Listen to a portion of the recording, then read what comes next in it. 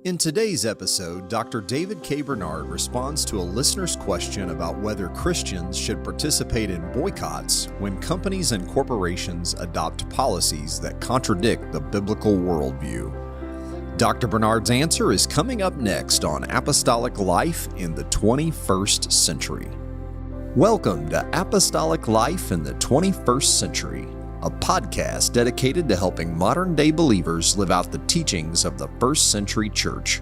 This podcast is part of the teaching ministry of Dr. David K. Bernard. Dr. Bernard has dedicated his life to studying the Bible and helping believers apply its message to their daily lives. In Apostolic Life in the 21st Century, Dr. Bernard answers your questions about what the Bible teaches and how those teachings apply to everyday life. If you enjoy this podcast, we encourage you to check out Dr. David K. Bernard's books. Dr. Bernard has written more than 30 books on biblical theology and Christian living and leadership.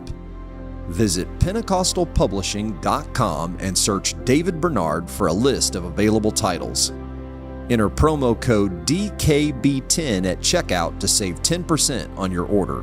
That's pentecostalpublishing.com, promo code DKB10 to save 10% at checkout. Thank you for joining us. One of our audience members asked the following question about whether Christians should participate in bans or boycotts. This person wrote, they gave their example. They asked, is it okay to purchase from companies that have come out in support of, and they mentioned a controversial issue that I won't share here, but then this person then cites a list of some of the world's largest and most prestigious companies that have supported what this individual views as policies that are contrary to a biblical worldview.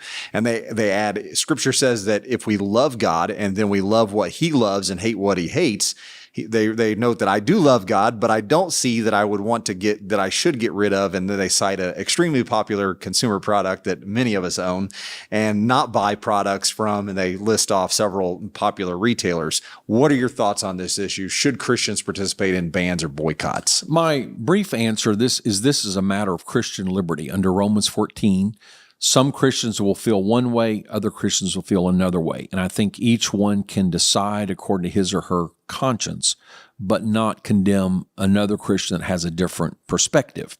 So let me try to go a little bit further. So how would you evaluate? Well, if a company is directly supporting something you violently disagree with, it's their reason for existence, it's their main business, it's what they're promoting, then that would be a strong case to avoid it. So companies that their product is cigarettes or tobacco or alcohol or gambling or prostitution or abortion, we might say that's their business. I'm not going to support that whatsoever. On the other hand, you have many corporations that, or even mutual funds that might invest in some things as a sideline, or indirectly they might be supportive as part of the overall economy.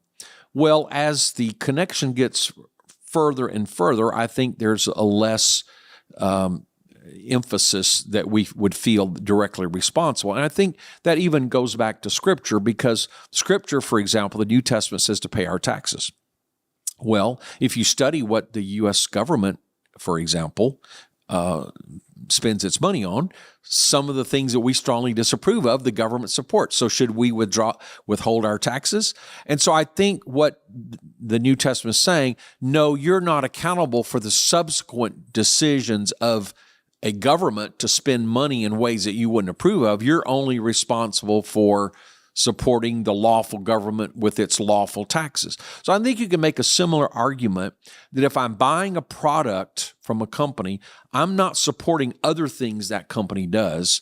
I'm paying for that particular product. Now, if I'm buying a sinful product, maybe I'm guilty. But if I'm buying a neutral or positive product, it's not my responsibility or my fault that they might use some of that profits for something else I don't like.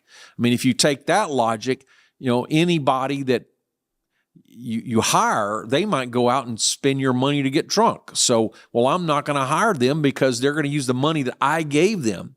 but that's their responsibility. So I think a reasonable case can be made both ways. If you feel like you're supporting of a company is directly supporting an evil product, you might say, I'm going to abstain, especially if you feel like our collective action might help that company change. But are you guilty of what that company does? Are you honor bound not to support or buy products from any such company? Well, I don't think so, because you can make the counter argument. What I'm buying is something useful, beneficial, neutral. I'm not responsible for what other things that company does with their profit or with the collective money. And so I think this is pragmatic, because in 1 Corinthians chapters 8 through 10, it's kind of a similar argument. What if someone offers food to idols? Can you eat it? And Paul says, well, if you go to a feast and you don't know where the food comes from, just eat it. Don't ask questions. Or if you go to the market, maybe some food was offered to idols, offered to the temple ends up selling it back on the market. It's actually food offered to idols. You don't know that. Well, just buy it. You can't just avoid all commerce.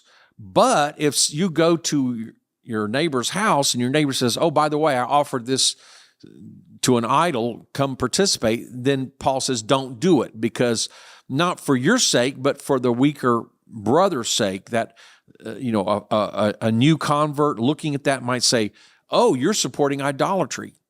So in essence, Paul's making a similar pragmatic argument.